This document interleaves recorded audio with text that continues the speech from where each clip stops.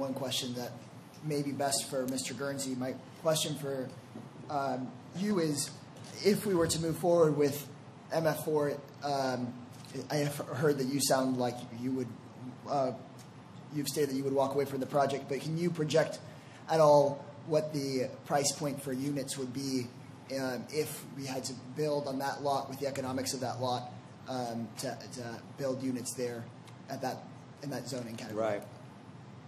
I mean, with the MF4, you're now at less than half of the developable square footage. I think the product would be a little bit different. And truthfully, the density is driving us creating more options for people in the neighborhood because the options aren't there right now. There's been a lot of talk of flight of families and different things, and the product isn't there to attract these younger demographics of people starting families in the area because they don't want to live in an apartment building that was built in '83. You know, the options aren't there for them. If you were going to do MF4 to get the same economics, you'd obviously have to multiply by 2 and add a little bit because that's, you know, you're getting cut down on your developable square footage. But the product type would be different. It wouldn't be as much money invested to provide the amenities. You know, we have 25,000 square feet of outdoor space for residents to use with trees and landscape, with the pool. We have a business center, bike storage. You know, all the business, you know, with all these amenities comes costs, and the density which we're asking for, which we're allowed under the current zoning, is just to allow us to create this in the neighborhood. And then, Mr. Guernsey, is there area land nearby in that area of the 803 that is zoned for multifamily or for large additional residential capacity? Councilmember, I couldn't answer that off the top of my head.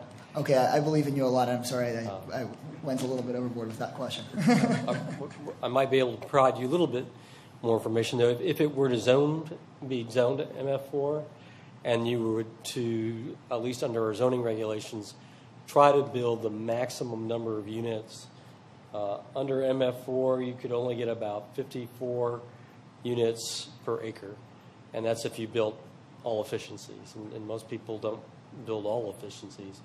If it was a 50% mix of 1 bedroom, 2 bedrooms, under MF4 you get about close to 40 units per acre.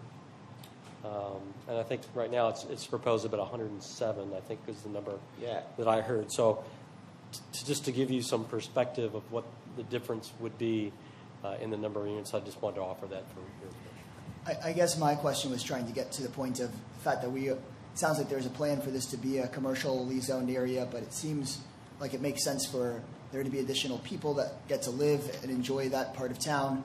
So I don't know if anybody from the neighborhoods or with greater knowledge might know if there is still the opportunity for additional housing to be anywhere near that area, if the zoning change is required to create that opportunity or not. I plan to offer a new motion along those lines.